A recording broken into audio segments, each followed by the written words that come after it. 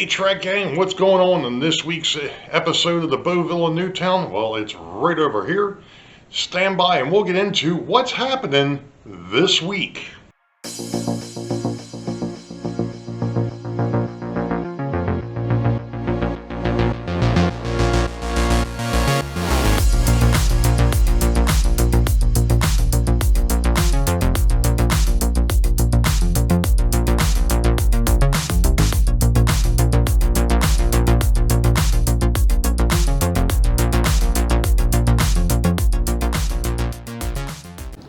Well, hello Trek Gang, and welcome to episode 19 for 2024. This happens to be June the 13th, and I just got back from vacation yesterday. Anyway, first off, before I get too far, there was a comment. There was a comment made a while back. And I think I kind of hit on it, and then I kind of just kept on going into whatever it was I was doing. But understand that I am doing things that I think some people, in fact, I think a lot of people would cringe about or at. Some of the things are very unorthodox. I get that. But I also feel, what I'm getting at here is, I feel it's important, whether you're an expert in the hobby or if you're a newcomer in the hobby, especially for anybody who just started watching this brand of nuttiness that I bring to YouTube every week or two. I know it's been kind of sporadic. I usually try to do these once a week. Things have been a little bit hectic, so it's been closer to 2 weeks. But normally 8 o'clock a.m. Eastern on Friday mornings, my videos go active. I usually try to leave an update. If I'm not going to do one, I will leave an update on my channel, on my community page, and I also let my patrons know when I'm not going to get a chance to upload one. But at any rate, I do feel it's important for any hobby. It doesn't matter if it's us or if it's or some of the other hobbies that are out there.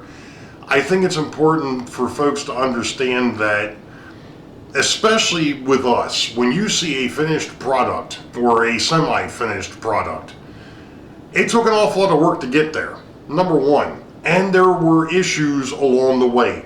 Nothing that we do on these layouts goes absolutely perfect the first time through, and if it does, it's time to find another hobby.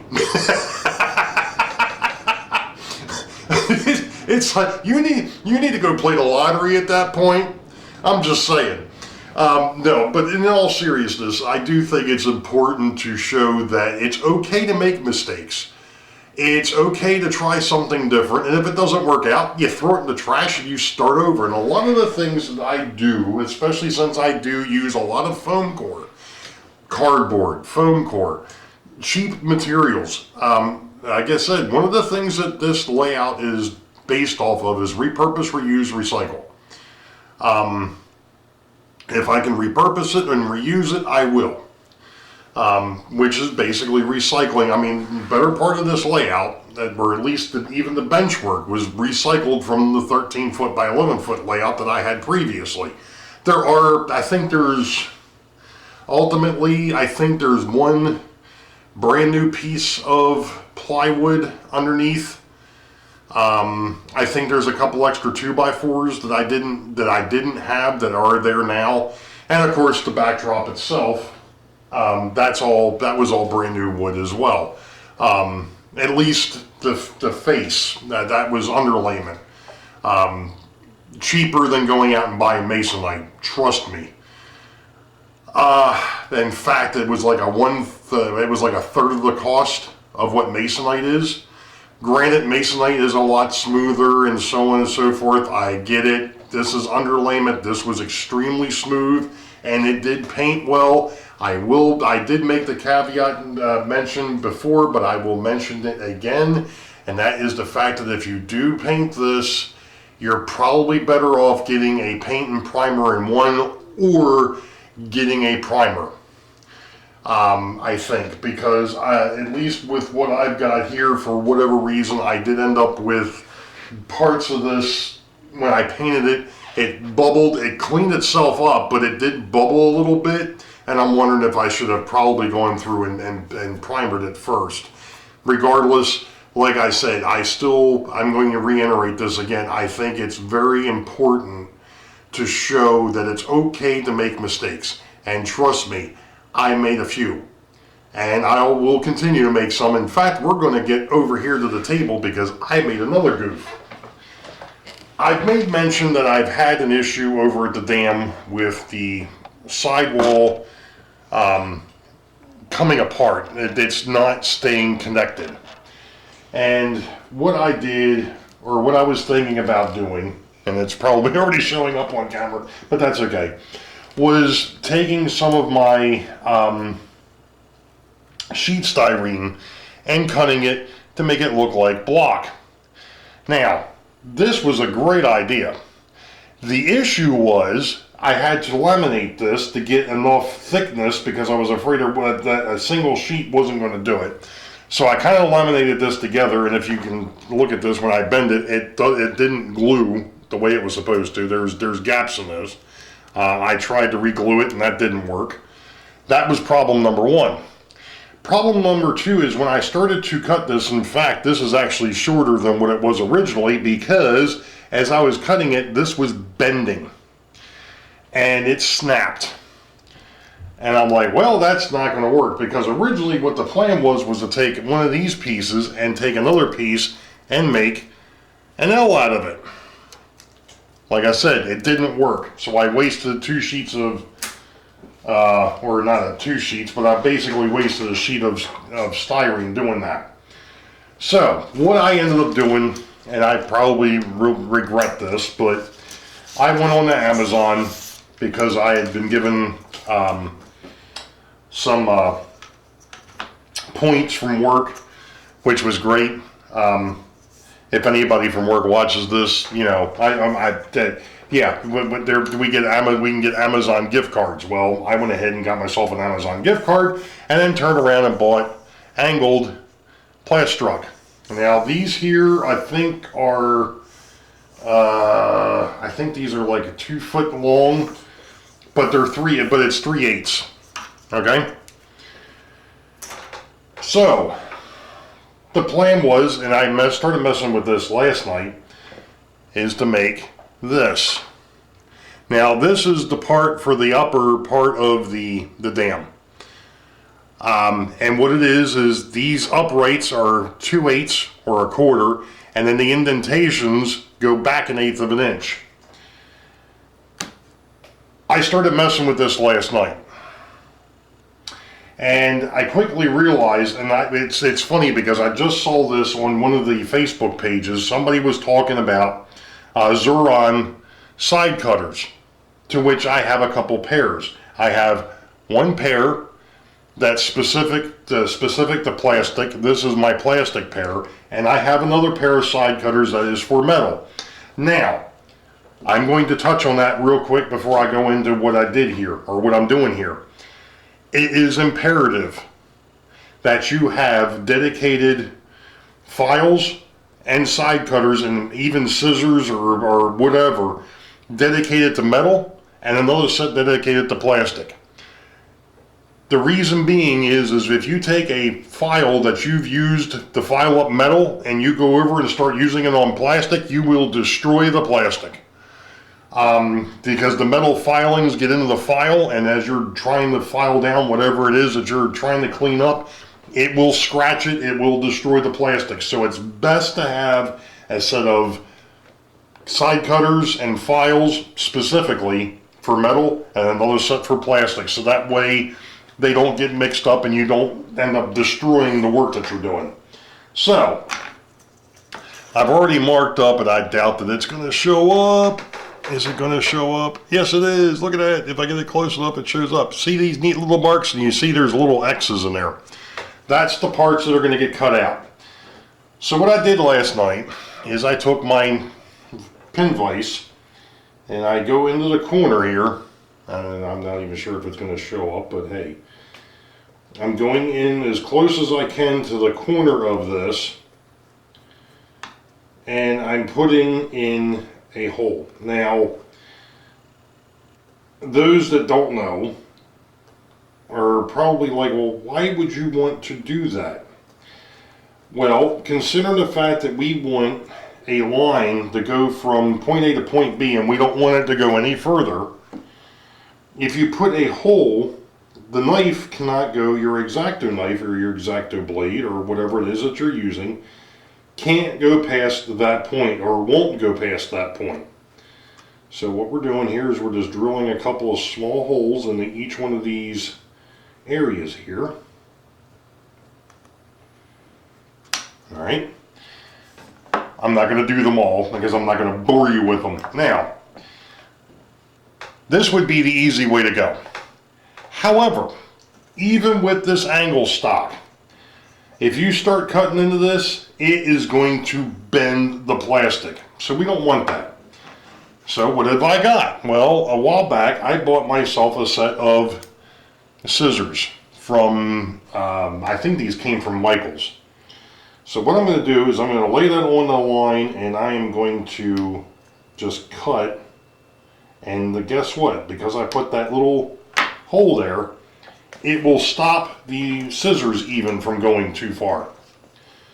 So I'm just putting the point up against the upright, lining up on the line, snap, and snap. Now, what's nice about the scissors is because of the fact that they're flat and they're not angled like these are.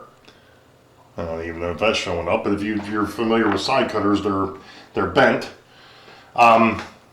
It's not going to mess with the plastic as much. Although it is still making this plastic bend a little bit. Now this is a little bit more tedious, is trying to take the knife here and get in and take out the straight between the two holes that we made. Here we go. And then we just come back in, at least temporarily, and take just the point of the knife and clean that up a little bit so that it's nice and straight. And if we don't like what we've done, we can always come back with a file, which I do plan on doing, and I can clean that up a little bit more, but you get the idea. So there's the first two, and I'll continue to do that up that side. Now, one of the things that we don't want to do is where this hole is now, here, we don't want that hole to be the same way on this side. So this here will be a long piece, so the next side, the one next to it, would get a cut. So, kind of like what this one here looks like, you can see how we've got a long, then a short, then a long, and then a short, and on the other side it goes short, long again. So that way it can, eventually I will paint this probably gray to make it look like stone, like it does on the church, and that's where this whole idea came from. So I need to make up a few more of these. Now the tricky part is going to be once I get it over to the dam. Because one thing that has to happen is these two have to meet. And the angle is like 10 degrees or something like that, so it's like this. So I don't want a gap on the backside. So we're going to have to take this over here once I finish with this, and we're going to have to see what it's going to look like to see how I'm going to get them to mesh. So when we get there, we'll be back. Alright, Track Gang, I've spent the last 2 days working on this. Trying to get things corrected because, gosh darn it, my foot hooked the tripod. Anyway, I'm sure you all remember that I had an issue back here because the backdrop needed to be pushed back some. Not a problem. I pushed it back, okay, but that left a heck of a gap up here on the dam seam. So what I decided to do to correct the problem, sort of, was to go ahead and actually bring what would be the back side of the area now back to where it was before, and I ended up with a large gap up here. Now, the next question becomes, well, gee, Ray, now what do you do to cover that? Well, what I did is I've got this piece of batten here, and I can lay that in there. And of course, that looks, that you know, you're not going to see this. Why? Because, sorry, I'm going over to the other side of the camera. Because, and I'm hoping I can pick this up and move it in one piece. When I put that back in place,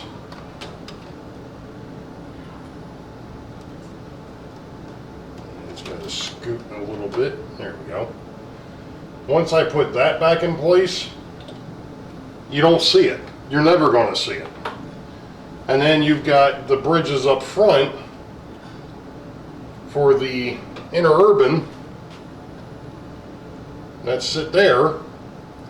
In actuality, this should be a little bit closer, but still, you still don't see what's back there. So I don't know. I had actually had the thought before I went up to dinner that I could make that a pedestrian bridge back there and you'd never see it, considering the fact that we've got the roadway bridge here and then the interurban out front here. So I don't know. It was just, well, it's back there. What the heck do you do with it? Well, the reality is you're probably never going to see it. So one thing I will do, since we're here, is I just got finished painting these up. But that is the, yep, that's the left side. But that is what is going to hide the gap back there. And which, another thing kind of popped up here. I was talking about how bad the gap was. Well, I found out why the gap was bad. And why the dam face, the actual angle here, had moved. And it's still not back where it belongs, but it's close. When I moved the backdrop back, the uprights back here were also attached to the upper level, which meant that that whole thing had to get shifted. Well, when that happened, apparently the USB cable that goes from the south end over here to the north end of the layout, for when I was doing live streams and I had multiple cameras, which I can't do anymore, at least not the multiple cameras. I'm going to go ahead and try to bring this up and get back on camera here a second. Pardon me. Anyway, make sure that this thing is okay. Anyway, on there's a camera all the way up on top of the backdrop at Newton's farm, pointed into the hidden yards. And then of course I've got the other one that was pointed into Boeville, and then I had another one that I actually had set up over at Union Station that faced going north. Which, like I said, I can't do that anymore because the one camera took a dump on me. The other issue is the fact that when I'm now working off my daughter's laptop, I'm limited with the number of USBs. So I've actually got on my wish list from Amazon another USB hub, so I can go ahead and multiply, because I need when I'm doing the live streams, I need the hub that'll be specifically for the mic and the keyboard, because I don't like using the keyboard on the laptop. I never have. I mean, if I have to, I have to, but I never have liked using those, or the mouse pad. To me, no, I'm not going to go there. So I've always had a separate keyboard. Any rate, so I've got myself, you know, I've got an Amazon wish list. I've got a few things on there. If you look in the description, there is a link to the Amazon wish list. I don't expect anything. I really don't. It's just one of those things, you know, it's funny, the family asks me from time to time for different holidays, Father's Day, Christmas, birthday, what have you.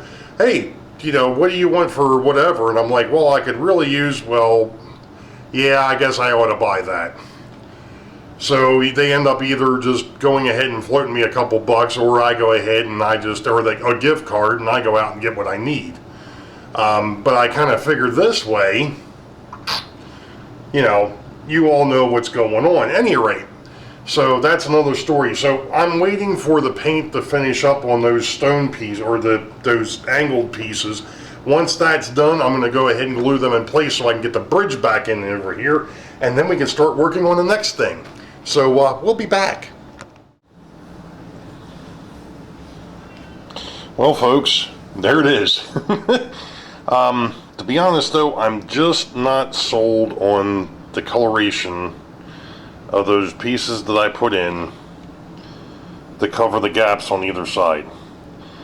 That dark gray is just a bit dark for my liking. It's growing on me, but I don't know if I'm going to leave it that way. That was the armory gray that I've had that I was using for the streets. So, like I said, I don't know if I'm going to keep it or if I'm going to come back and use the other gray that I had, the lighter of the grays, and repaint it. But I'm happy with the results.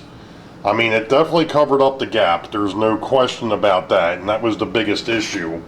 And I kicked the tripod again. You know, that was the biggest issue. So, the only thing that has happened, though, is messing around with this whole thing. I noticed that it's starting to gap now between the piece of wood on the side and the plastic. And at this point, I think what I may end up just having to do with that is either maybe just get some thin styrene to stuff in there, or what I may end up doing is getting maybe some silicone caulk or something like that to lay in there and just paint it the same color as the rock work on either side. But to be honest, it's kind of hard to see it with the gray sitting there, so if you don't point it out, you don't see it.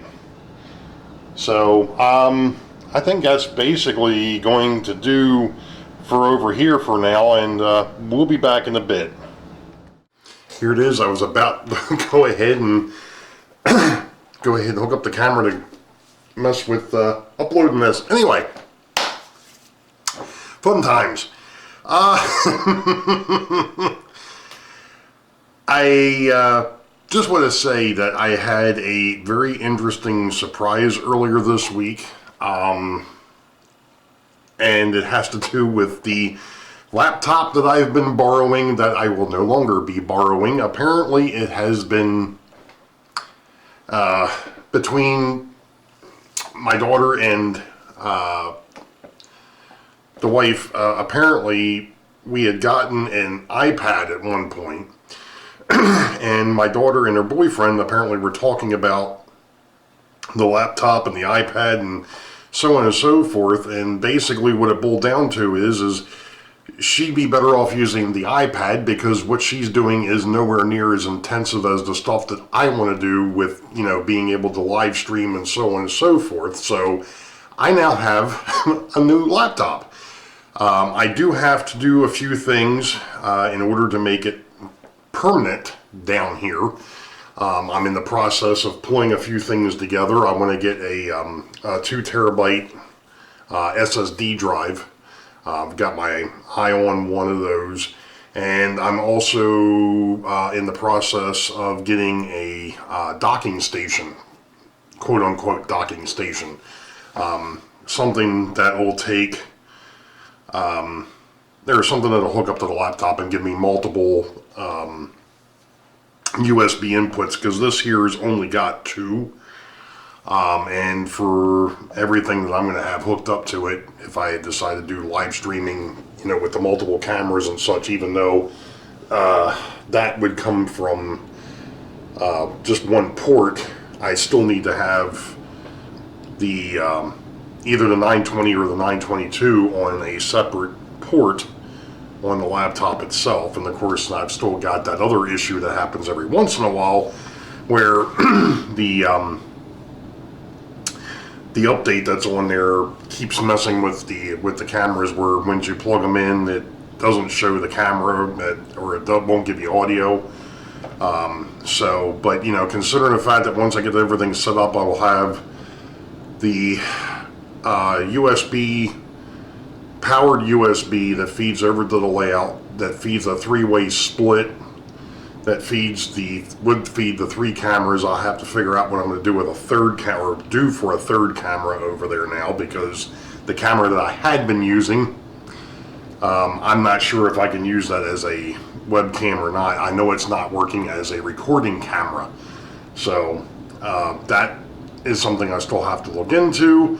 And then, you know, while it's sitting here at the desk, I'd have the new mic, the webcam, or another webcam, and my keyboard and mouse. So like I said, I've got to get a docking station that's got enough ports to be able to handle everything.